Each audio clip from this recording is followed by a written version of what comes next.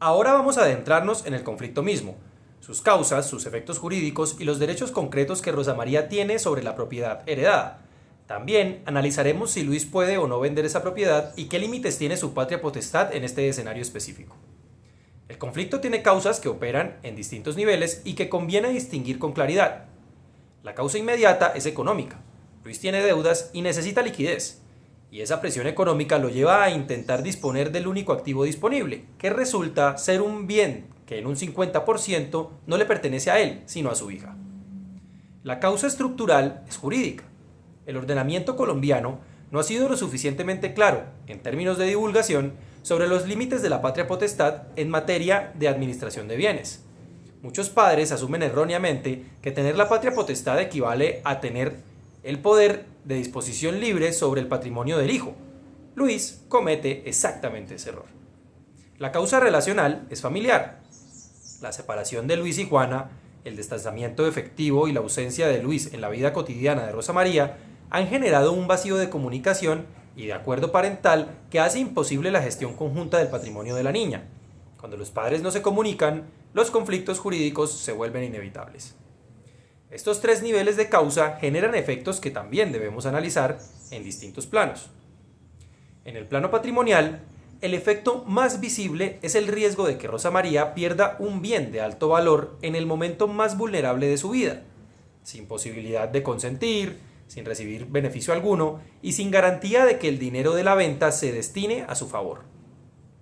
En el plano jurídico, el afecto es la activación de múltiples mecanismos de protección, la exigencia de autorización judicial, la posibilidad de nulidad absoluta del negocio, la inhabilitación de Luis por el conflicto de intereses y la intervención del defensor de familia como garante institucional. En el plano familiar, el efecto es una ruptura adicional en una relación paterno-filial que ya estaba deteriorada. Un padre que intenta disponer del patrimonio de su hija para pagar sus deudas no solo comete un error jurídico, produce un daño en el vínculo de confianza que debería existir entre ambos, con consecuencias que trascienden el proceso judicial. Ahora bien, ¿qué derechos tiene Rosa María sobre esa propiedad? Tiene una posición jurídica robusta y multidimensional que debemos desagregar con precisión. Tiene, en primer lugar, un derecho de propiedad sustantivo. Al ser designada heredera en el testamento del abuelo, adquirió el 50% del inmueble por vía sucesoral. Este derecho nació con la muerte del causante. No es un derecho futuro ni condicional, es un derecho presente y consolidado. Tiene, en segundo lugar, el derecho a que la administración de su patrimonio se ejerza exclusivamente en su beneficio.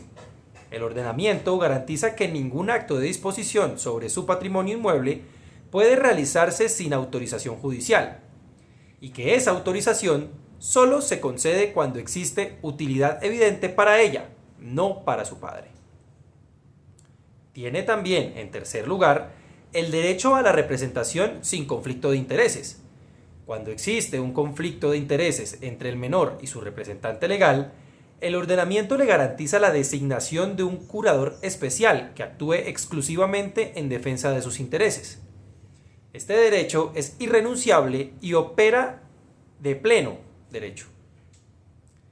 Tiene, también, en cuarto lugar, el derecho a recibir íntegro su patrimonio al cumplir la mayoría de edad, incluyendo los frutos y rendimientos generados durante su minoría. Cualquier acto que menoscabe ese patrimonio genera responsabilidad personal para quien lo ejecutó. Y tiene, desde la óptica constitucional, derechos fundamentales directamente vinculados a ese patrimonio. El derecho al mínimo vital, a la educación, al libre desarrollo de su personalidad y a un futuro digno. Esos derechos no son abstracciones, son la razón de fondo por la cual el ordenamiento protege tan celosamente el patrimonio de los menores. Pasemos ahora a la pregunta más directa del caso. ¿Puede Luis vender la parte de Rosa María sin su consentimiento? La respuesta técnica, jurídica y tal vez obvia es que no. Y esa negativa opera en tres planos que se articulan y se refuerzan mutuamente. Primero, el plano formal. El artículo 303 del Código Civil exige autorización judicial previa para enajenar inmuebles del menor y esa autorización solo procede cuando la venta es en evidente utilidad del menor. Luis no puede demostrar ese requisito porque la utilidad es para él, no para Rosa María. Segundo, en el plano teleológico, incluso si Luis obtuviera formalmente la autorización judicial, la destinación del producto de venta, o sea, pagar sus propias deudas, hace que el acto sea contrario al interés del menor por definición. La causa del negocio jurídico es ilícita desde la perspectiva del derecho de familia. Y en el plano del conflicto de intereses, que es el argumento más poderoso, Luis está jurídicamente inhabilitado para representar a Rosa María en este negocio. No porque sea un mal padre en términos generales, sino porque tiene este acto específico que es su interés personal directamente contrario al interés de su hija. Esa inhabilitación opera de pleno derecho, independientemente de su buena o mala fe. Los límites de la patria potestad, en este caso, son entonces 5. El interés superior del menor como principio prevalente que desplaza cualquier pretensión patrimonial del padre, la exigencia de autorización judicial para actos de disposición de inmuebles, la prohibición de actuar cuando existe conflicto de intereses, la naturaleza de peculio adventicio del bien heredado que restringe aún más la disposición paterna y la responsabilidad parental como marco ético funcional que exige que toda decisión del padre esté orientada al desarrollo integral del hijo. Luis no tiene ni ha tenido el derecho que reclama y el ordenamiento jurídico colombiano tiene los instrumentos para impedírselo.